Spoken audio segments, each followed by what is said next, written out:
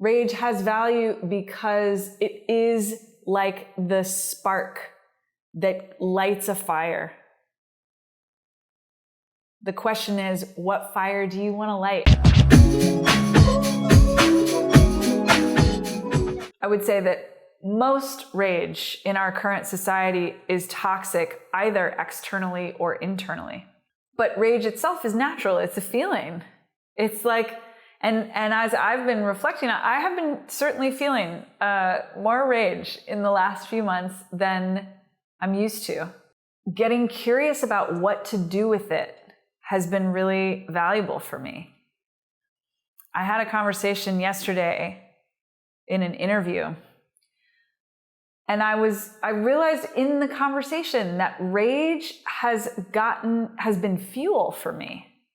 And as I looked at it in my own life, I realized that that's true. I think that's true for lots of people.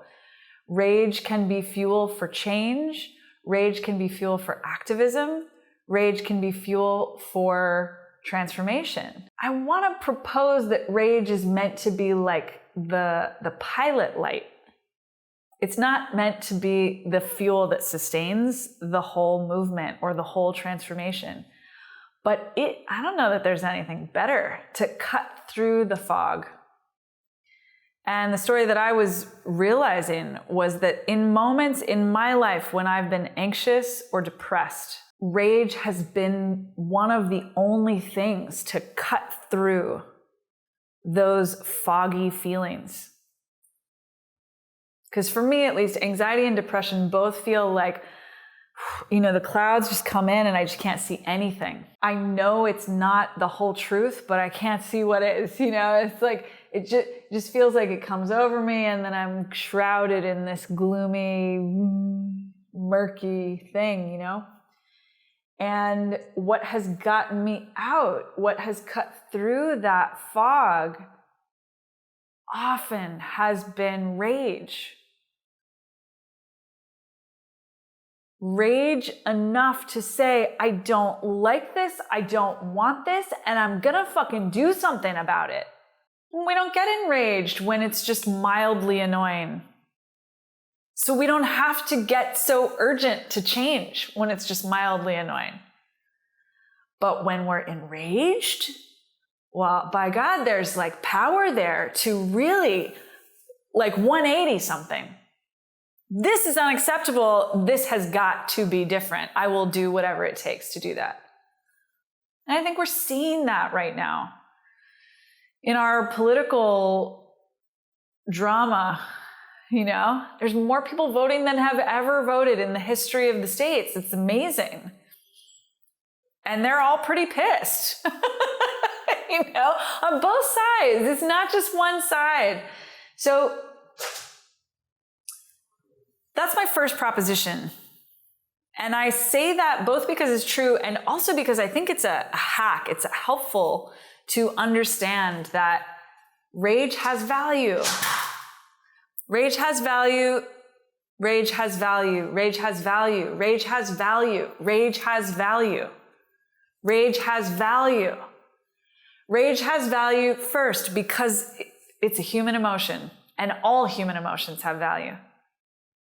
Rage has value because it is like the spark that lights a fire.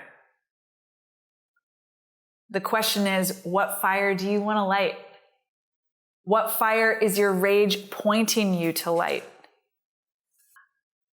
Rage has value also because when we understand how to work with our own rage, it can't tyrannize us. It's a color in our color palette. It's a resource that we know how to use to leverage and catalyze or mobilize change. But it can't intimidate us. It can't take over. It can't become toxic. And that's important, particularly for you guys, my facilitators, my coaches, my healers, my spiritual teachers, because If you are not comfortable working with your own anger, aggression, rage, you will shut it down in other people.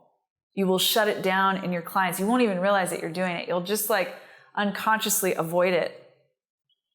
And then they will not learn how to master and skillfully use their rage. And it just kind of perpetuates this blind spot. Like, then we become dependent on avoiding rage in order to stay in our spiritual practice. And our spiritual practice, particularly in 2020, demands that we say yes to the whole thing. We got to say yes to money. We got to say yes to politics. We got to say yes to rage. We got to say yes to conflict. It's here. We got to say yes to death. It's here. I don't mean say yes like tolerate and accept with no argument. I mean, be present with, look at the truth of it. Learn what it wants to communicate. Learn what it's asking for. Learn what it's calling forth. There's a message in everything. And God is in everything. Where is God in your rage? Where is God in your beloved's rage? We, the conscious community, particularly the ones who are holding space for transformation, we're the best people. When we step into our fullness, we are the best people to channel and create containers for the healthy use of everything, including rage. So I really want to call on everyone as we go through, a friend of mine called it the gauntlet of this election, to really lean in to the purifying fire that our difficult feelings are creating opportunities for us to see. Every single emotion, every single feeling, every single experience is an opportunity to go deeper. Claim it, use it, bring your authentic leadership, bring your true self, bring the vulnerability. It is scary sometimes. Be scared. Say yes, say yes, say yes. Wake up, get present, say yes. Wake up, get present, say yes. There's more, there's more, there's more. What I've found increasingly is that when clients come to me and they have not expressed their rage, that is their secret superpower. Their rage, their willingness to fight for themselves, to fight and say, no more. I will not let this trauma dominate me. I will not let this person dominate me. I will not let this culture tell me what I can and cannot do. Fuck you. Fuck the naysayers. Get the fuck out of my head. That rage is powerful. It cuts through the noise. Again, you don't have to live there. It cuts through the noise, builds a bridge so you can see the truth. It cuts a hole. I mean, it's funny as we're talking, like the sun is kind of peeking through the clouds. It's like that. It burns up the clouds of confusion. Woo!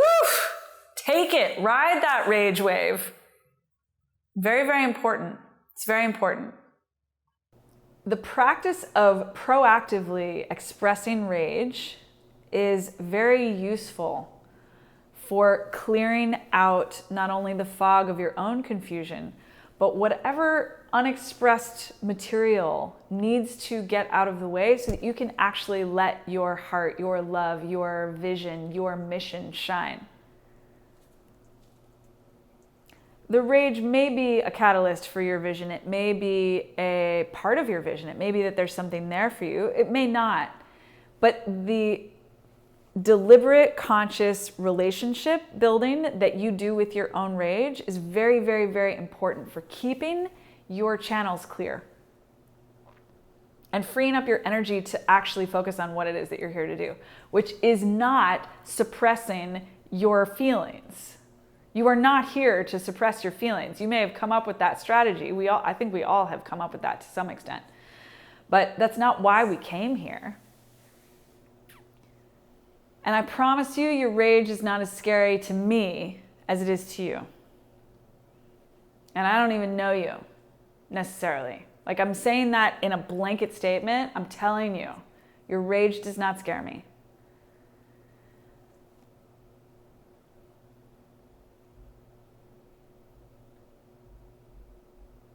Your rage is tender. Your rage is priceless. Your rage is valuable. Your rage is your resource. Everything you want is already